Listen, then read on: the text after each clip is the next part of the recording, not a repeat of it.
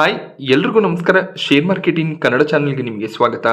ಜನವರಿ 30ರ market ಅಪ್ಡೇಟ್ನ observe ಮಾಡೋದಾದರೆ market ಇವತ್ತು ಕೂಡ ಪಾಸಿಟಿವ್ ಆಗಿ ಕ್ಲೋಸಿಂಗ್ ಅನ್ನು ಕೊಟ್ಟಿದೆ. 86 ಪಾಯಿಂಟ್ಗಳ ಜಂಪ್ ನಿಫ್ಟಿಯಲ್ಲಿ ನೋಡೋದಕ್ಕೆ ಸಿಕ್ತು. ಸೆನ್ಸೆಕ್ಸ್ 226 ಪಾಯಿಂಟ್ಗಳಷ್ಟು ಗೇನ್ ಆಗಿದೆ.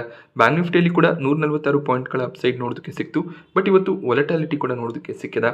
23,300 ಲೆವೆಲ್ಸ್ ಅನ್ನು ನಿಫ್ಟಿ ಬೆಳಗಿನ ಸೆಷನಲ್ಲಿ ಟಚ್ ಮಾಡಿತ್ತು. ಆ ಒಂದು ಲೆವೆಲ್ನಿಂದ ಮಧ್ಯಾಹ್ನ ಕರೆಕ್ಷನ್ ನೋಡೋದಕ್ಕೆ ಸಿಕ್ತು. ಮತ್ತೆ 23,150ರ ಲೆವೆಲಲ್ಲಿ ನಿಫ್ಟಿ ಸಪೋರ್ಟ್ ಅನ್ನು ತಗೊಂಡು ಆ ಲೆವೆಲ್ನಿಂದ ಕೊನೆ ಅರ್ಧ ಗಂಟೆಯಲ್ಲಿ ಒಂದು ಸ್ಟ್ರಾಂಗ್ ರಿಕವರಿ ನೋಡೋದಕ್ಕೆ ಸಿಕ್ಕಿದೆ. ಸೊ ಕೊನೆ ಅರ್ಧ ಗಂಟೆಯಲ್ಲಿ 100 ಪಾಯಿಂಟ್ನ ಜಂಪ್ ನಮಗೆ ನಿಫ್ಟಿಯಲ್ಲಿ ನೋಡೋದಕ್ಕೆ ಸಿಕ್ಕಿದೆ. ಇವತ್ತು ನಿಫ್ಟಿಯ ಮಂತ್ಲಿ ಎಕ್ಸ್ಪೈರಿ ಇತ್ತು, ಆದ್ರಿಂದ ವೊಲಟಾಲಿಟಿ ನೋಡೋದಕ್ಕೆ ಸಿಕ್ಕಿದೆ. ಹಾಗೆ ಮುಂದಿನ 2 ದಿನ ವೊಲಟಾಲಿಟಿ ಕಂಟಿನ್ಯೂ ಆಗ್ಬೋದು.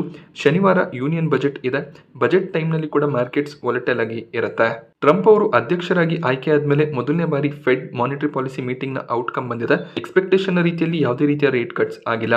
ಇದರ ಬಗ್ಗೆ ಫೆಡ್ ಚೇರ್ಮನ್ ಲಾಸ್ಟ್ ಮೀಟಿಂಗ್ನಲ್ಲಿ ಹೇಳಿದ್ರು, 2025ರ ವರ್ಷದಲ್ಲಿ ಅಗ್ರೆಸಿವ್ ಆಗಿ ರೇಟ್ ಕಟ್ಸ್ಗಳನ್ನು ಮಾಡೋದಿಲ್ಲ. ಇನ್ಫ್ಲೇಷನ್ ಯಾವ ರೀತಿಯಲ್ಲಿರುತ್ತೆ ಅದರ ಬೇಸಿಸ್ ಮೇಲೆ ಡಿಸಿಷನ್ ಅನ್ನು ತಗೋತೀವಿ ಅಂತ. ಡಿಸೆಂಬರ್ ತಿಂಗಳಲ್ಲಿ ಸ್ವಲ್ಪ ಇನ್ಫ್ಲೇಷನ್ ಇನ್ಕ್ರೀಸ್ ಆಗಿತ್ತು. ಹಾಗೆ ಟ್ರಂಪ್ ಅವರ ಪಾಲಿಸೀಸ್ ಏನಿದೆ ಅದು ಅನ್ಸರ್ಟಿನಿಟಿಯನ್ನು ಕ್ರಿಯೇಟ್ ಮಾಡ್ತಿದೆ. ಇನ್ಫ್ಲೇಷನ್ ಇನ್ನಷ್ಟು ಇನ್ಕ್ರೀಸ್ ಆಗುವಂಥ ಚಾನ್ಸಸ್ ಇರುತ್ತೆ. ಆದ್ರಿಂದ ಮೇ ಬಿ ಜನವರಿ ಮತ್ತು ಫೆಬ್ರವರಿನಲ್ಲಿ ಪಾಲಿಸೀಸ್ನಿಂದ ಇನ್ಫ್ಲೇಷನ್ ಇನ್ಕ್ರೀಸ್ ಆಗ್ತಿದೆಯಾ ಅದನ್ನು ಫೆಡ್ ಅಬ್ಸರ್ವ್ ಮಾಡ್ಬೋದು. ಅದಾದಮೇಲೆ ಮುಂದಿನ ಮೀಟಿಂಗ್ನಲ್ಲಿ ಅವರು ರೇಟ್ ಕಟ್ಸ್ ಮಾಡುವಂಥ ಚಾನ್ಸಸ್ ಇರುತ್ತೆ. ಬಟ್ ಮೇಜರ್ ಆಗಿ ಇಲ್ಲಿ ಇನ್ಫ್ಲೇಷನ್ನ ಮೇಲೆ ಕಣ್ಣನ್ನು ಇಟ್ಟಿರ್ತಾರೆ. ಇನ್ಫ್ಲೇಷನ್ ಇನ್ಕ್ರೀಸ್ ಆಗ್ತಾ ಹೋದರೆ ರೇಟ್ ಕಟ್ಸ್ ಬರೋದಿಲ್ಲ. ಸೊ ಇದಕ್ಕೆ ನಿನ್ನೆ US ಮಾರ್ಕೆಟ್ಸ್ಗಳು ಸ್ವಲ್ಪ ನೆಗೆಟಿವ್ ಆಗಿ ರಿಯಾಕ್ಟ್ ಮಾಡಿದೆ. ಬಟ್ ಇಂಡಿಯನ್ ಮಾರ್ಕೆಟ್ಸ್ನಲ್ಲಿ ಪಾಸಿಟಿವ್ ಸೆಂಟಿಮೆಂಟ್ ಇತ್ತು. ಮೇ ಬಿ ಬಜೆಟ್ ರ್ಯಾಲಿ ಕೂಡ ಆಗಿರುತ್ತೆ. ನಿಫ್ಟಿಯ ಮಂತ್ಲಿ ಎಕ್ಸ್ಪೈರಿ ರೀಸನ್ನಿಂದ ಕೂಡ ಮಾರ್ಕೆಟ್ ಪಾಸಿಟಿವ್ ಆಗಿ ಟ್ರೇಡ್ ಆಗಿರ್ಬೋದು. ನಿಫ್ಟಿಯ ಟಾಪ್ ಗೇನರ್ಸ್ ಮತ್ತು ಲೂಸರ್ಸ್ ಅನ್ನು ಅಬ್ಸರ್ವ್ ಮಾಡಿದಾಗ BEL ಇವತ್ತು ಟಾಪ್ ಗೇನರ್ ಆಗಿತ್ತು. 4.5% ಜಂಪ್ BEL ಸ್ಟಾಕ್ ಪ್ರೈಸ್ನಲ್ಲಿ ನೋಡೋದಕ್ಕೆ ಸಿಕ್ಕಿದೆ. ಸೊ ಇದಕ್ಕೂ ರೀಸನ್ ಬಜೆಟ್ ಆಗಿರುತ್ತೆ. ಸೊ ಬಜೆಟ್ ಸಂದರ್ಭದಲ್ಲಿ ಡಿಫೆನ್ಸ್ ಸೆಕ್ಟರ್ನ ಸ್ಟಾಕ್ಗಳು, ರೈಲ್ವೆ ಸೆಕ್ಟರ್ನ ಸ್ಟಾಕ್ಗಳು ಪಾಸಿಟಿವ್ ಆಗಿ ಟ್ರೇಡ್ ಆಗುತ್ತೆ. RVNL, ರೈಲ್ಟೆಲ್, IRCTC, IRFC ಎಲ್ಲ ಸ್ಟಾಕ್ಗಳಲ್ಲಿ ಇವತ್ತು ಪಾಸಿಟಿವ್ ಟ್ರೇಡಿಂಗ್ ನೋಡೋದಕ್ಕೆ ಸಿಕ್ಕಿದೆ. ಸೊ ಬಜೆಟ್ನಲ್ಲಿ ಡಿಫೆನ್ಸ್ ಮತ್ತು ರೈಲ್ವೆ ಬಜೆಟ್ ಇನ್ಕ್ರೀಸ್ ಆಗ್ಬೋದು ಅನ್ನುವಂಥ ಒಂದು ನ್ಯೂಸ್ ಇದೆ. ರೈಲ್ವೆ ಬಜೆಟ್ 15ರಿಂದ 18% ಇನ್ಕ್ರೀಸ್ ಆಗುವಂಥ ಚಾನ್ಸಸ್ ಇದೆ. 3 ಲಕ್ಷ ಕೋಟಿಯ ರೈಲ್ವೆ ಬಜೆಟ್ ಅನ್ನು ನಿರ್ಮಲಾ ಸೀತಾರಾಮನ್ ಅವರು ಫೆಬ್ರವರಿ 1ಕ್ಕೆ ಮಂಡಿಸಬಹುದು ಅನ್ನುವಂಥ ಒಂದು ಅನಲಿಸ್ಟ್ ರಿಪೋರ್ಟ್ ಕೂಡ ನೋಡೋದಕ್ಕೆ ಸಿಕ್ಕಿದೆ. ಈ ರೀತಿಯಲ್ಲಿ ಆದರೆ ಅದು ಖಂಡಿತವಾಗ್ಲೂ ರೈಲ್ವೆ ಕಂಪನೀಸ್ಗಳಿಗೆ ಪಾಸಿಟಿವ್ ಆಗಿರುತ್ತೆ. ಹಾಗೆ ಡಿಫೆನ್ಸ್ ಬಜೆಟ್ ಅನ್ನು ಕೂಡ ಗೌರ್ಮೆಂಟ್ ಇನ್ಕ್ರೀಸ್ ಮಾಡುವಂಥ ಚಾನ್ಸಸ್ ಇದೆ. ಸೊ ಎರಡೂ ಸೆಕ್ಟರ್ಗಳು ಫೋಕಸ್ನಲ್ಲಿ ಇರುತ್ತೆ. ಬಟ್ ಎಕ್ಸ್ಪೆಕ್ಟೇಷನ್ ರೀತಿಯಲ್ಲಿ ಬಜೆಟ್ ಬರಲಿಲ್ಲ ಅಂದರೆ ಶನಿವಾರ ಈ ಸ್ಟಾಕ್ಗಳು ಕರೆಕ್ಟ್ ಆಗುವಂಥ ಚಾನ್ಸಸ್ಗಳು ಕೂಡ ಇರುತ್ತೆ. ಸೊ ಆ ಒಂದು ರಿಸ್ಕ್ ಖಂಡಿತವಾಗ್ಲೂ ಎರಡೂ ಸೆಕ್ಟರ್ಗಳಲ್ಲಿ ಇರುತ್ತೆ. ಪವರ್ ಗ್ರಿಡ್ ಹೀರೋ ಮೋಟೋಕಾರ್ಪ್ ಕೂಡ 2.5%ಗೂ ಹೆಚ್ಚಿನ ಜಂಪ್ ನೋಡೋದಕ್ಕೆ ಸಿಕ್ತು. ಭಾರತೀಯ ರಿಟೇಲ್ ಸಿಪ್ಲಾ ಕೂಡ 2%ಗೂ ಹೆಚ್ಚಿನ ಅಪ್ಸೈಡ್ನೊಂದಿಗೆ ಕ್ಲೋಸಿಂಗ್ ಅನ್ನು ಕೊಟ್ಟಿದೆ. ಟಾಪ್ ಲೂಸರ್ ಲಿಸ್ಟ್ನಲ್ಲಿ ಟಾಟಾ ಮೋಟಾರ್ಸ್ ನೋಡೋದಕ್ಕೆ ಸಿಗ್ತದೆ. ಟಾಟಾ ಮೋಟಾರ್ಸ್ ಸ್ಟಾಕ್ ಪ್ರೈಸ್ನಲ್ಲಿ ಇವತ್ತು 7.5% ಕರೆಕ್ಷನ್ ನೋಡೋದಕ್ಕೆ ಸಿಕ್ಕಿದೆ. ಬೆಳಗಿನ ಸೆಷನಲ್ಲಿ ಆಲ್ಮೋಸ್ಟ್ 10% ಕರೆಕ್ಷನ್ ನೋಡೋದಕ್ಕೆ ಸಿಕ್ಕಿತ್ತು. ಇದಕ್ಕೆ ರೀಸನ್ ಕಂಪನಿ ಡಿಕ್ಲೇರ್ ಮಾಡಿದಂಥ Q3 ರಿಸಲ್ಟ್ ಆಗಿರುತ್ತೆ. So year on year Tata ಮೋಟಾರ್ಸ್ನ ಪರ್ಫಾರ್ಮೆನ್ಸ್ ಅಷ್ಟು ಸ್ಟ್ರಾಂಗ್ ಆಗಿ ಇರಲಿಲ್ಲ. ಕ್ವಾರ್ಟರ್ ಪ್ರಾಫಿಟ್ಸ್ ಏನೋ ಇನ್ಕ್ರೀಸ್ ಆಗಿತ್ತು. ಬಟ್ ಬ್ರೋಕರೇಜ್ಗಳ ಎಕ್ಸ್ಪೆಕ್ಟೇಷನ್ ಇನ್ನೂ ಜಾಸ್ತಿ ಇತ್ತು. ಆ ಒಂದು ರೀಸನ್ನಿಂದ ಬ್ರೋಕರೇಜ್ಗಳು ಟಾರ್ಗೆಟ್ ಅನ್ನು ಕೂಡ ಕಟ್ ಮಾಡಿದರೆ ಟಾಟಾ ಮೋಟಾರ್ಸ್ ಸ್ಟಾಕ್ ಪ್ರೈಸ್ನಲ್ಲಿ ಸಾಕಷ್ಟು ವೀಕ್ನೆಸ್ ಕೂಡ ನೋಡೋದಕ್ಕೆ ಸಿಕ್ಕಿದೆ. ಜೆಫ್ರೀಸ್, ನುವಾಮಾ ಇಬ್ಬರು ಕೂಡ ರೆಡ್ಯೂಸ್ ರೇಟಿಂಗ್ ಅನ್ನು ಕೊಡ್ತಾ ಇದ್ದಾರೆ. ಜೆಫ್ರೀಸ್ನ ಕಡೆಯಿಂದ 660ರ ಟಾರ್ಗೆಟ್ ಪ್ರೈಸ್ ನೋಡೋದಕ್ಕೆ ಸಿಕ್ತಿದ್ರೆ ನುವಾಮಾ 720ರ ಟಾರ್ಗೆಟ್ ಪ್ರೈಸ್ ಅನ್ನು ಕೊಟ್ಟಿದ್ದಾರೆ. Morgan Stanley, Goldman sacs neutral rating ಅನ್ನು ಕೊಟ್ಟಿದ್ದಾರೆ. ಮಾರ್ಗನ್ ಸ್ಟ್ಯಾನ್ಲಿ ಕಡೆಯಿಂದ 853ರ ಟಾರ್ಗೆಟ್ ಪ್ರೈಸ್ ನೋಡೋದಕ್ಕೆ ಸಿಗ್ತದೆ. ಗೋಲ್ಡ್ಮನ್ ಸ್ಯಾಕ್ಸ್ 800ರ ಟಾರ್ಗೆಟ್ ಪ್ರೈಸ್ ಅನ್ನು ಕೊಟ್ಟಿದ್ದಾರೆ. CLSA ಕಡೆಯಿಂದ ಔಟ್ ಪರ್ಫಾರ್ಮ್ ರೇಟಿಂಗ್ ನೋಡೋದಕ್ಕೆ ಸಿಕ್ತಿದ್ದು 930ರ ಟಾರ್ಗೆಟ್ ಪ್ರೈಸ್ ಅನ್ನು ಕೊಟ್ಟಿದ್ದಾರೆ. UBS ಸೆಲ್ ಕಾಲ್ ಅನ್ನು ಕೊಟ್ಟು 760ರ ಟಾರ್ಗೆಟ್ ಪ್ರೈಸ್ ಕೊಡ್ತಿದ್ದಾರೆ. Jefferies, Nuvama, UBS, Jaguar Land Rover ಸೆಗ್ಮೆಂಟ್ನಲ್ಲಿ ಸೇಲ್ಸ್ ಅಷ್ಟು ಸ್ಟ್ರಾಂಗ್ ಆಗಿ ಆಗ್ತಿಲ್ಲ. ಆದ್ದರಿಂದ ಮುಂದಿನ ಕ್ವಾರ್ಟರ್ಗಳಲ್ಲಿ ಕೂಡ ಟಾಟಾ ಮೋಟಾರ್ಸ್ನಲ್ಲಿ ಪ್ರೆಷರ್ ಇರ್ಬೋದು ಅಂತ ಹೇಳಿದ್ದಾರೆ. ಸೊ ಟಾಟಾ ಮೋಟಾರ್ಸ್ ಕೂಡ ಈಗ ಆಲ್ಮೋಸ್ಟ್ 40% ಆಲ್ ಟೈಮ್ ಹೈ ಲೆವೆಲ್ಸಿಂದ ಕರೆಕ್ಟ್ ಆಗಿದೆ. ಲಾಂಗ್ ಟರ್ಮ್ನಲ್ಲಿ ಯಾವುದೇ ರೀತಿಯ ಪ್ರಾಬ್ಲಮ್ಸ್ ಆಗೋದಿಲ್ಲ. ಬಟ್ ಶಾರ್ಟ್ ಟರ್ಮ್ನಲ್ಲಿ ಸ್ವಲ್ಪ ಪ್ರೆಷರ್ ನೋಡೋದಕ್ಕೆ ಸಿಗ್ಬೋದು. ಅದಾನಿ ಎಂಟರ್ಪ್ರೈಸಸ್ ಸ್ಟಾಕ್ ಪ್ರೈಸ್ನಲ್ಲಿ ಕೂಡ 3% ಕರೆಕ್ಷನ್ ಇವತ್ತು ನೋಡೋದಕ್ಕೆ ಸಿಕ್ತು. ಅದಾನಿ ಎಂಟರ್ಪ್ರೈಸಸ್ ತಮ್ಮ Q3 ರಿಸಲ್ಟ್ ಅನ್ನು ಡಿಕ್ಲೇರ್ ಮಾಡಿದ್ದಾರೆ. ಅದಾನಿ ಎಂಟರ್ಪ್ರೈಸಸ್ನ ರೆವೆನ್ಯೂ 22,848 ಕೋಟಿ ಡಿಕ್ಲೇರ್ ಆಗಿದೆ. Year on year revenues fall ಆಗ್ತದೆ. ಅದೇ ರೀತಿಯಲ್ಲಿ ಕ್ವಾರ್ಟರ್ ರೆವೆನ್ಯೂಸ್ ಫ್ಲಾಟ್ ಆಗಿ ಡಿಕ್ಲೇರ್ ಆಗಿದೆ. 58 ಕೋಟಿ ಪ್ರಾಫಿಟ್ಸ್ ಅನ್ನು ಈ ಒಂದು ಕ್ವಾರ್ಟರ್ನಲ್ಲಿ ಕಂಪನಿ ಡಿಕ್ಲೇರ್ ಮಾಡಿದ್ದಾರೆ. ಲಾಸ್ಟ್ ಕ್ವಾರ್ಟರ್ನಲ್ಲಿ 1,741 ಕೋಟಿಯ ಪ್ರಾಫಿಟ್ ಡಿಕ್ಲೇರ್ ಆಗಿತ್ತು. ಸೊ ಇಲ್ಲಿ ಎಕ್ಸ್ಪೆನ್ಸಸ್ ಅನ್ನು ಅಬ್ಸರ್ವ್ ಮಾಡ್ತಿರ್ಬೋದು. ಎಕ್ಸ್ಪೆನ್ಸಸ್ ಸಾಕಷ್ಟು ಇನ್ಕ್ರೀಸ್ ಆಗ್ತದೆ. ಹಾಗೆ 2023ರ ಡಿಸೆಂಬರ್ನಲ್ಲಿ ಕೂಡ 1,888 ಕೋಟಿ ಪ್ರಾಫಿಟ್ಸ್ ಡಿಕ್ಲೇರ್ ಆಗಿತ್ತು. ಸೊ ಒಂದು ಸಡನ್ ಪ್ರಾಫಿಟ್ ಫಾಲ್ ಅದಾನಿ ಎಂಟರ್ಪ್ರೈಸಸ್ನ ಕಡೆಯಿಂದ ಡಿಕ್ಲೇರ್ ಆಗಿದೆ. ಸೊ ಮಾರ್ಕೆಟ್ ಅವರ್ಸ್ನಲ್ಲಿ ರಿಸಲ್ಟ್ ನೋಡೋದಕ್ಕೆ ಸಿಕ್ತು. ಸ್ಟಾಕ್ 4% ಕರೆಕ್ಟ್ ಆಗಿತ್ತು. ಅದಾದಮೇಲೆ ಸ್ವಲ್ಪ ರಿಕವರಿ ನೋಡೋದಕ್ಕೆ ಸಿಕ್ಕಿದೆ. ಶ್ರೀರಾಮ್ ಫಿನಾನ್ಸ್ 2 ದಿನಗಳಲ್ಲಿ ಸ್ಟ್ರಾಂಗ್ ಆಗಿ ಗೇನ್ ಆಗಿತ್ತು. ಇವತ್ತು ಸ್ವಲ್ಪ ಪ್ರಾಫಿಟ್ ಬುಕಿಂಗ್ ಬಂದಿದೆ. 3% ಶ್ರೀರಾಮ್ ಫಿನಾನ್ಸ್ ಕರೆಕ್ಟ್ ಆಯಿತು. ಬಜಾಜ್ ಫಿನ್ಸರ್ವಲ್ಲಿ ಕೂಡ 2.5% ಕರೆಕ್ಷನ್ ನೋಡೋದಕ್ಕೆ ಸಿಕ್ಕಿದೆ. ಇನ್ನೊಂದು ಅದಾನಿ ಗ್ರೂಪ್ನ ಕಂಪನಿ ಅದಾನಿ ಪೋರ್ಟ್ಸ್ ಇವತ್ತು 2% ಕರೆಕ್ಟ್ ಆಯಿತು. ಇವರು ಕೂಡ ಮಾರ್ಕೆಟ್ ಅವರ್ಸ್ನಲ್ಲಿ ತಮ್ಮ ರಿಸಲ್ಟ್ ಅನ್ನು ಇವತ್ತು ಅನೌನ್ಸ್ ಮಾಡಿದ್ದಾರೆ. ಅದಾನಿ ಪೋರ್ಟ್ ಈ ಒಂದು ಕ್ವಾರ್ಟರ್ನಲ್ಲಿ 7,964 ಕೋಟಿ ರೆವೆನ್ಯೂನ ಡಿಕ್ಲೇರ್ ಮಾಡಿದ್ದಾರೆ. Revenues year on year quarter on quarter increase ಆಗ್ತದೆ. 2,518 ಕೋಟಿಯ ಪ್ರಾಫಿಟ್ ಈ ಒಂದು ಕ್ವಾರ್ಟರ್ನಲ್ಲಿ ಡಿಕ್ಲೇರ್ ಆಗಿದೆ. ಲಾಸ್ಟ್ ಕ್ವಾರ್ಟರ್ನಲ್ಲಿ 2,413 ಕೋಟಿ ಪ್ರಾಫಿಟ್ಸ್ ಅನ್ನು ಡಿಕ್ಲೇರ್ ಮಾಡಿದ್ರು. ಡಿಸೆಂಬರ್ 2023ರಲ್ಲಿ 2,208 ಕೋಟಿ ಪ್ರಾಫಿಟ್ ಡಿಕ್ಲೇರ್ ಆಗಿತ್ತು.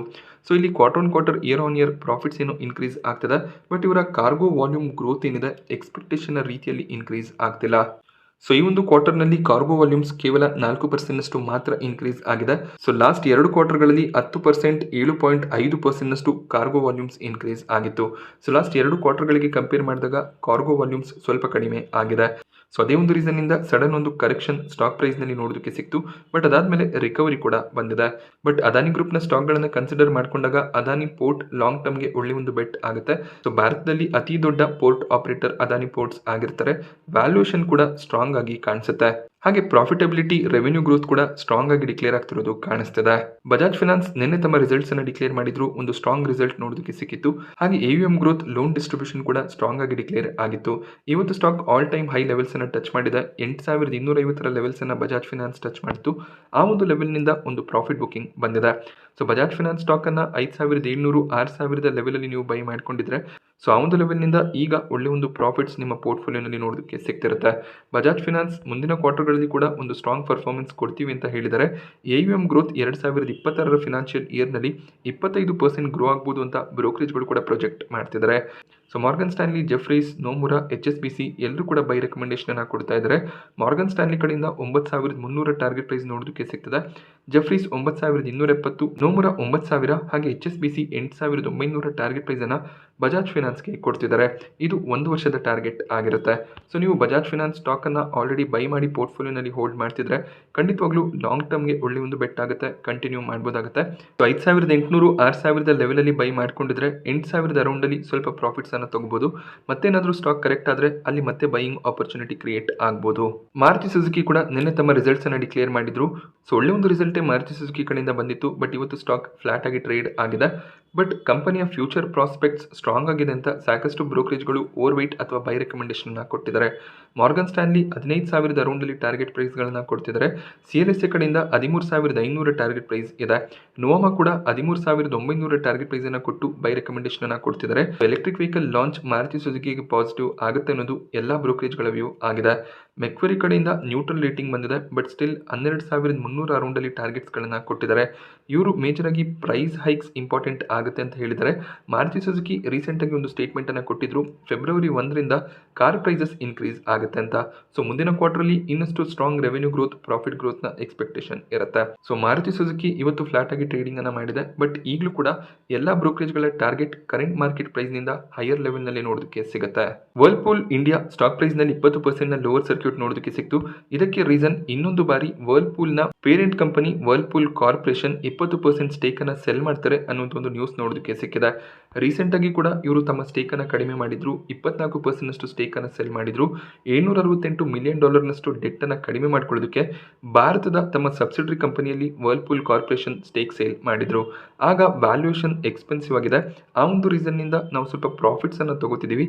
ಅದನ್ನ ವರ್ಲ್ಪೂಲ್ ಕಾರ್ಪೊರೇಷನ್ ಪೇರೆಂಟ್ ಕಂಪನಿಯ ಡೆಟ್ ಅನ್ನ ಕ್ಲಿಯರ್ ಮಾಡ್ಕೊಳ್ಳೋದಕ್ಕೆ ಬಳಸ್ತೀವಿ ಅಂತ CEO ಸ್ಟೇಟ್ಮೆಂಟ್ ಅನ್ನ ಕೊಟ್ಟಿದ್ರು.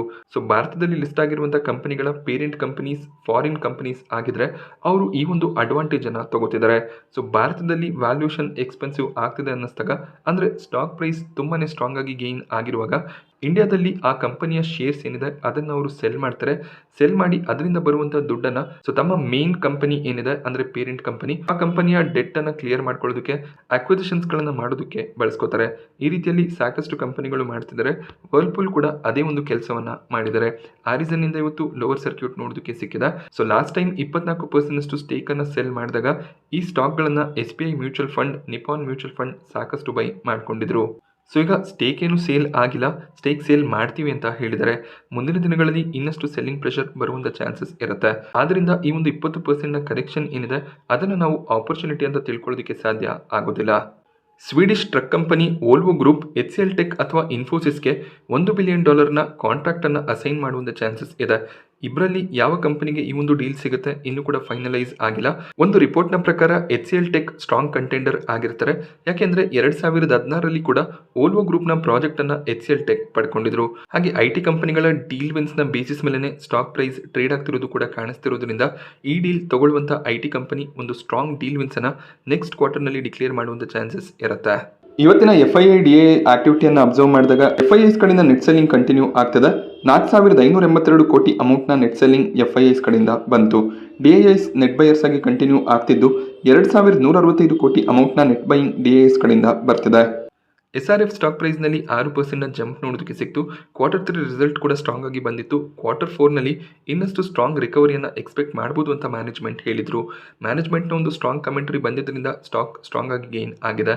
ಕೆಮಿಕಲ್ ಸೆಕ್ಟರ್ನಲ್ಲಿ ಕೆಲಸ ಮಾಡ್ತಿರುವಂಥ ಕಂಪನಿ ಕಳೆದ 1-1.5 ವರ್ಷದಿಂದ ಅಷ್ಟು ಸ್ಟ್ರಾಂಗ್ ರಿಟರ್ನ್ಸ್ ಕೆಮಿಕಲ್ ಕಂಪನಿಗಳು ಜನರೇಟ್ ಮಾಡಿ ಕೊಟ್ಟಿಲ್ಲ. ಸೊ ಈಗ ಸ್ವಲ್ಪ ಡಿಮ್ಯಾಂಡ್ಸ್ ಇನ್ಕ್ರೀಸ್ ಆಗ್ತಿರೋದು ಕಾಣಿಸ್ತದೆ. ರೆವೆನ್ಯೂಸ್ ಪ್ರಾಫಿಟ್ ಕೂಡ ಸ್ಟ್ರಾಂಗ್ ಆಗಿ ಬರ್ತಿದೆ. ಸುಜ್ಲಾನ್ ಎನರ್ಜಿಯಲ್ಲಿ 5% ಅಪ್ಪರ್ ಸರ್ಕ್ಯೂಟ್ ನೋಡೋದಕ್ಕೆ ಸಿಕ್ತು. ಒಂದು ಸ್ಟ್ರಾಂಗ್ Q3 ರಿಸಲ್ಟ್ ಅನ್ನ ಕಂಪನಿ ಡಿಕ್ಲೇರ್ ಮಾಡಿದ್ರು. 447 ಮೆಗಾವ್ಯಾಟ್ನಷ್ಟು ಗ್ರೀನ್ ಎನರ್ಜಿ ರಿಲೇಟೆಡ್ ಪ್ರಾಡಕ್ಟ್ಸ್ ಗಳನ್ನ ಡೆಲಿವರ್ ಮಾಡಿದರೆ ಇದು ಖಂಡಿತವಾಗ್ಲೂ ಪಾಸಿಟಿವ್ ಸೈನ್ ಆಗಿರುತ್ತೆ. ಹಾಗೆ ರೆವೆನ್ಯೂಸ್ ಕೂಡ 65% ಇಯರ್ ಆನ್ ಇಯರ್ ಇನ್ಕ್ರೀಸ್ ಆಗಿದೆ. ಪ್ರಾಫಿಟ್ ನಲ್ಲಿ ಕೂಡ ಒಂದು ಸ್ಟ್ರಾಂಗ್ ಗ್ರೋತ್ ನೋಡೋದಕ್ಕೆ ಸಿಕ್ಕಿದೆ. ರೀಸೆಂಟ್ ಆಗಿ ಟೊರೆಂಟ್ ಪವರ್ ನ ಕಡೆಯಿಂದ ಕೂಡ 5ನೇ ಆರ್ಡರ್ ನ ಕಂಪನಿ ಪಡ್ಕೊಂಡಿದ್ರು. ಒಂದು ಸ್ಟ್ರಾಂಗ್ ಬಿಸ್ನೆಸ್ ಅನ್ನ ಸುಜ್ಲಾನ್ ಎನರ್ಜಿ ಕೂಡ ಮಾಡ್ತಿದ್ದಾರೆ. ವಾರ್ ಎನರ್ಜಿ ಸ್ಟಾಕ್ ಪ್ರೈಸ್ನಲ್ಲಿ ಕೂಡ 1.5% ಜಂಪ್ ನೋಡೋದಕ್ಕೆ ಸಿಕ್ಕಿದೆ. ವಾರ್ ಎನರ್ಜಿ ಸ್ಟಾಕ್ ತುಂಬಾನೇ ಕರೆಕ್ಟ್ ಆಗಿತ್ತು. ಆಲ್ ಟೈಮ್ ಹೈ ಲೆವೆಲ್ಸ್ನಿಂದ 26ರಿಂದ 30% ಕರೆಕ್ಷನ್ ನೋಡೋದಕ್ಕೆ ಸಿಕ್ಕಿದೆ. ಇದರ ಬಗ್ಗೆ ಆಲ್ರೆಡಿ ಡೀಟೇಲ್ ವಿಡಿಯೋನ ಕೂಡ ಮಾಡಿದ್ದೆ. ಸೊ ಈ ಒಂದು ಕರೆಕ್ಷನ್ಗೆ ರೀಸನ್ US ರಿಲೇಟೆಡ್ ಪಾಲಿಸೀಸ್ ಆಗಿತ್ತು. ಬಟ್ Q3ನಲ್ಲಿ ಕಂಪನಿ ಒಳ್ಳೆ ಒಂದು ರಿಸಲ್ಟ್ ಅನ್ನು ಡಿಕ್ಲೇರ್ ಮಾಡಿದ್ದಾರೆ. 492 ಕೋಟಿಯ ಪ್ರಾಫಿಟ್ ಡಿಕ್ಲೇರ್ ಆಗಿದೆ. ಲಾಸ್ಟ್ ಕ್ವಾರ್ಟರ್ನಲ್ಲಿ 360 ಕೋಟಿ ಅರೌಂಡಲ್ಲಿ ಪ್ರಾಫಿಟ್ಸ್ ಇತ್ತು. ಹಾಗೆ 2023ರ ಡಿಸೆಂಬರ್ನಲ್ಲಿ 124 ಕೋಟಿ ಪ್ರಾಫಿಟ್ಸ್ ಅನ್ನು ಡಿಕ್ಲೇರ್ ಮಾಡಿದ್ರು. ಒಂದು strong profit growth war energies ಕಡೆಯಿಂದ ಡಿಕ್ಲೇರ್ ಆಗಿರೋದ್ರಿಂದ ಸ್ಟಾಕ್ ಕೂಡ ಪಾಸಿಟಿವ್ ಆಗಿ ಟ್ರೇಡ್ ಆಗಿದೆ. ವೋಲ್ಟಾ ಸ್ಟಾಕ್ ಪ್ರೈಸ್ ನಲ್ಲಿ 14% ಕರೆಕ್ಷನ್ ನೋಡೋದಕ್ಕೆ ಸಿಕ್ತು. ಇದಕ್ಕೂ ಕೂಡ ರೀಸನ್ Q3 ರಿಸಲ್ಟ್ ಆಗಿರುತ್ತೆ. ಬಟ್ Q3ನಲ್ಲಿ ಒಂದು ಸ್ಟ್ರಾಂಗ್ ಪರ್ಫಾರ್ಮೆನ್ಸ್ ವೋಲ್ಟಾಸ್ನ ಕಡೆಯಿಂದ ಬಂದಿದೆ. ಸೊ 3105 ಕೋಟಿಯ ರೆವೆನ್ಯೂನ ಡಿಕ್ಲೇರ್ ಮಾಡಿದ್ದಾರೆ. Revenues quarter year on year increase ಆಗ್ತದೆ. 131 ಕೋಟಿ ಪ್ರಾಫಿಟ್ಸ್ ಅನ್ನ ಈ ಕ್ವಾರ್ಟರ್ನಲ್ಲಿ ವೋಲ್ಟಾಸ್ ಡಿಕ್ಲೇರ್ ಮಾಡಿದ್ದಾರೆ. ಲಾಸ್ಟ್ ಕ್ವಾರ್ಟರ್ನಲ್ಲಿ 133 ಕೋಟಿಯ ಪ್ರಾಫಿಟ್ ಡಿಕ್ಲೇರ್ ಆಗಿತ್ತು. ಡಿಸೆಂಬರ್ 2023ರಲ್ಲಿ ಲಾಸ್ ಅನ್ನು ಡಿಕ್ಲೇರ್ ಮಾಡಿದ್ರು. ಹಾಗೆ ಡಿಸೆಂಬರ್ 2022ರಲ್ಲಿ 110 ಕೋಟಿಯ ಲಾಸ್ ಡಿಕ್ಲೇರ್ ಆಗಿತ್ತು. ಮತ್ತೆ ಡಿಸೆಂಬರ್ 2021ರಲ್ಲಿ 97 ಕೋಟಿಯ ಪ್ರಾಫಿಟ್ ಡಿಕ್ಲೇರ್ ಆಗಿತ್ತು. ಸೊ ಡಿಸೆಂಬರ್ ಕ್ವಾರ್ಟರ್ ಅಂದಾಗ ಸ್ವಲ್ಪ ಚಳಿಗಾಲ ಇರುತ್ತೆ. ಆದ್ರಿಂದ AC ಡಿಮ್ಯಾಂಡ್ ಕಡಿಮೆ ಆಗುತ್ತೆ. ಆ ರೀಸನ್ ಇಂದ ಪ್ರಾಫಿಟ್ ಫಾಲ್ ಆಗುವಂತ ಎಕ್ಸ್ಪೆಕ್ಟೇಷನ್ ಇದ್ದೇ ಇರುತ್ತೆ. ಬಟ್ ಸ್ಟಿಲ್ ಈ ಒಂದು ರಿಸಲ್ಟ್ಗೆ ವೋಲ್ಟಾಸ್ ನೆಗೆಟಿವ್ ಆಗಿ ರಿಯಾಕ್ಟ್ ಮಾಡ್ತಿದೆ. ಬಟ್ Q1 ನಲ್ಲಿ ಅಂದ್ರೆ ನೆಕ್ಸ್ಟ್ ಇಯರ್ 2026ರ ಫಿನಾನ್ಷಿಯಲ್ ಇಯರ್ನ Q1 ನಲ್ಲಿ ಒಂದು ಸ್ಟ್ರಾಂಗ್ ಪರ್ಫಾರ್ಮೆನ್ಸ್ ಮತ್ತೆ ವೋಲ್ಟಾಸ್ನ ಕಡೆಯಿಂದ ಎಕ್ಸ್ಪೆಕ್ಟೆಡ್ ಇರುತ್ತೆ. ಸೊ ಇಂಡಿಯನ್ ಡಿಫೆನ್ಸ್ ಸಿಸ್ಟಮ್ ಅನ್ನ ಇನ್ನಷ್ಟು ಎನ್ಹಾನ್ಸ್ ಮಾಡೋದಕ್ಕೆ 10,000 ಕೋಟಿಯ ಪ್ರಾಜೆಕ್ಟ್ ಅನ್ನ ಗವರ್ಮೆಂಟ್ ಹ್ಯಾಂಡಲ್ ಮಾಡ್ತಿದ್ದಾರೆ. ಪಿನಾಕ ರಾಕೆಟ್ ಲಾಂಚರ್ ಸಿಸ್ಟಮ್ ಅನ್ನ ಬಿಲ್ಡ್ ಮಾಡುವಂತ ಪ್ಲಾನ್ಸ್ ನಡೀತಿದೆ. ಇದರಲ್ಲಿ ಒನ್ ಆಫ್ ದ ಮ್ಯಾನುಫ್ಯಾಕ್ಚರರ್ ಆಗಿ ಸೋಲಾರ್ ಇಂಡಸ್ಟ್ರೀಸ್ಗೆ ಕೆಲವೊಂದಿಷ್ಟು ಆರ್ಡರ್ ಸಿಕ್ಕಿದೆ ಅನ್ನುವಂಥ ರಿಪೋರ್ಟ್ ನೋಡೋದಕ್ಕೆ ಸಿಕ್ಕಿದೆ. ಸೊ ಇದು ಸೋಲಾರ್ ಇಂಡಸ್ಟ್ರೀಸ್ಗೆ ಪಾಸಿಟಿವ್ ಆಗಿರುತ್ತೆ. ಬಟ್ ಇದು ಸ್ಟಿಲ್ ರಿಪೋರ್ಟ್ ಆಗಿರುತ್ತೆ. ಬಟ್ ಇವತ್ತು ಸ್ಟಾಕ್ ಪ್ರೈಸ್ನಲ್ಲಿ 5.5% ಜಂಪ್ ನೋಡೋದಕ್ಕೆ ಸಿಕ್ತು. ಲಾರಸ್ ಲ್ಯಾಬ್ ಸ್ಟಾಕ್ ಪ್ರೈಸ್ನಲ್ಲಿ ಕೂಡ 8% ಜಂಪ್ ನೋಡೋದಕ್ಕೆ ಸಿಕ್ಕಿದೆ. ಕಂಪನಿ ಒಂದು ಸ್ಟ್ರಾಂಗ್ Q3 ಪರ್ಫಾರ್ಮೆನ್ಸ್ ಅನ್ನು ತೋರಿಸಿದ್ರು. ಅದೇ ರೀತಿಯಲ್ಲಿ US ನಲ್ಲಿ ಏಡ್ಸ್ ಡ್ರಗ್ ಅನ್ನ ಮ್ಯಾನುಫ್ಯಾಕ್ಚರ್ ಮಾಡೋದಕ್ಕೆ ಗೌರ್ಮೆಂಟ್ನ ಕಡೆಯಿಂದ ಫಂಡಿಂಗ್ ರೆಸ್ಯೂಮ್ ಆಗುತ್ತೆ ಅನ್ನುವಂಥ ಒಂದು ನ್ಯೂಸ್ ಕೂಡ ಬಂದಿದೆ. ಅದು ಕೂಡ ಲಾರಸ್ ಲ್ಯಾಬ್ಗೆ ಪಾಸಿಟಿವ್ ಆಗಿದೆ. Over all stock positive closing ಅನ್ನು ಕೊಟ್ಟಿದೆ. ಇನ್ಫೋ ಎಡ್ಜ್ ಸ್ಟಾಕ್ ಪ್ರೈಸ್ನಲ್ಲಿ ಕೂಡ 3% ಅರೌಂಡಲ್ಲಿ ಜಂಪ್ ನೋಡೋದಕ್ಕೆ ಸಿಕ್ತು. ಮೊದಲನೇ ಬಾರಿಗೆ ಇನ್ಫೋ ಎಡ್ಜ್ ಮ್ಯಾನೇಜ್ಮೆಂಟ್ ಸ್ಟಾಕ್ ಅನ್ನು ಸ್ಪ್ಲಿಟ್ ಮಾಡುವ ನಿರ್ಧಾರವನ್ನು ಮಾಡಿಕೊಂಡಿದ್ದಾರೆ. ಸ್ಟಾಕ್ ಪ್ರೈಸ್ ತುಂಬಾನೇ ಹೈಯರ್ ಲೆವೆಲ್ನಲ್ಲಿ ಈಗ ಟ್ರೇಡ್ ಆಗ್ತಿದೆ. 5,000 ಮೇಲೆ ಸ್ಟಾಕ್ ಪ್ರೈಸ್ ಇದ್ದಾಗ ರಿಟೇಲ್ ಪಾರ್ಟಿಸಿಪೇಷನ್ ಕಡಿಮೆ ಆಗುತ್ತೆ. ಸೊ ಲಿಕ್ವಿಡಿಟಿಯನ್ನು ಇನ್ಕ್ರೀಸ್ ಮಾಡೋದಕ್ಕೆ ಸ್ಟಾಕ್ ಸ್ಪ್ಲಿಟ್ ಅನ್ನು ಅನೌನ್ಸ್ ಮಾಡ್ತಾರೆ. ಮುಂದಿನ ಬೋರ್ಡ್ ಮೀಟಿಂಗ್ನಲ್ಲಿ ಸ್ಟಾಕ್ ಸ್ಪ್ಲಿಟ್ನ ರೇಷಿಯೋ ಬಗ್ಗೆ ಮ್ಯಾನೇಜ್ಮೆಂಟ್ ಮಾಹಿತಿ ಕೊಡುವಂಥ ಚಾನ್ಸಸ್ ಇದೆ. ಈ ನ್ಯೂಸ್ ಇನ್ಫೋ ಎಡ್ಜ್ಗೆ ಪಾಸಿಟಿವ್ ಆಗಿದೆ. ಹಾಗೆ IPOಗಳ ವಿಚಾರಕ್ಕೆ ಬಂದಾಗ ಡಾಕ್ಟರ್ ಅಗರ್ವಾಲ್ ಹೆಲ್ತ್ ಕೇರ್ನ ಪ್ರೀಮಿಯಂ ಇನ್ನಷ್ಟು ಫಾಲ್ ಆಗ್ತಿದೆ. ಈಗ ಒಂದು ಫ್ಲಾಟ್ ಲಿಸ್ಟಿಂಗ್ನ ಎಕ್ಸ್ಪೆಕ್ಟೇಷನ್ಸ್ ಕಾಣಿಸ್ತಿದೆ. ರಿಟೇಲ್ ಕ್ಯಾಟಗರಿಯಲ್ಲಿ 0.25 ಟೈಮ್ ಸಬ್ಸ್ಕ್ರಿಪ್ಷನ್ ಮಾತ್ರ 2ನೇ ದಿನ ನೋಡೋದಕ್ಕೆ ಸಿಕ್ತು. ಎಂಪ್ಲಾಯಿ ಹಾಗೆ ಶೇರ್ ಹೋಲ್ಡರ್ ಕ್ಯಾಟಗರಿ ಕೂಡ ಕಂಪ್ಲೀಟ್ ಆಗಿ ಸಬ್ಸ್ಕ್ರೈಬ್ ಆಗ್ತಿಲ್ಲ. ಬಟ್ QIB ಕ್ಯಾಟಗರಿಯಲ್ಲಿ ಒಂದು ಟೈಮ್ನ ಸಬ್ಸ್ಕ್ರಿಪ್ಷನ್ ನೋಡೋದಕ್ಕೆ ಸಿಕ್ಕಿದೆ. ಈ ಒಂದು IPOನಲ್ಲಿ ಖಂಡಿತವಾಗ್ಲೂ ಅಲಾಟ್ಮೆಂಟ್ ಸಿಗುತ್ತೆ. ಬಟ್ ಪ್ರೀಮಿಯಂ ಇಲ್ಲ. ಫ್ಲಾಟ್ ಅಥವಾ ನೆಗೆಟಿವ್ ಲಿಸ್ಟಿಂಗ್ನ ಚಾನ್ಸಸ್ಗಳು ಕೂಡ ಹೆಚ್ಚಾಗಿ ಇರುತ್ತೆ. ಸೊ ವ್ಯಾಲ್ಯೂಷನ್ ಎಕ್ಸ್ಪೆನ್ಸಿವ್ ಇರೋದ್ರಿಂದ ಯಾವುದೇ ರೀತಿಯ ಪ್ರೀಮಿಯಂ ಕಾಣಿಸ್ತಿಲ್ಲ. ಆದ್ರಿಂದ IPOನ ಅವಾಯ್ಡ್ ಮಾಡೋದೇ ಬೆಟರ್ ಆಗುತ್ತೆ. ನಾನಿವತ್ತು ನಿಮಗೆ ಮಾರ್ಕೆಟ್ನ ಬಗ್ಗೆ ಕೊಟ್ಟಂಥ ಇನ್ಫಾರ್ಮೇಷನ್ ಇಷ್ಟ ಆದರೆ ವಿಡಿಯೋನ ಲೈಕ್ ಮಾಡಿ. ಹಾಗೆ ಇದೇ ರೀತಿಯ ಮಾರ್ಕೆಟ್ ಅಪ್ಡೇಟ್ಸ್ಗಳಿಗೋಸ್ಕರ ಚಾನಲ್ನ ಸಬ್ಸ್ಕ್ರೈಬ್ ಮಾಡ್ಕೊಳ್ಳಿ. Thank you friends.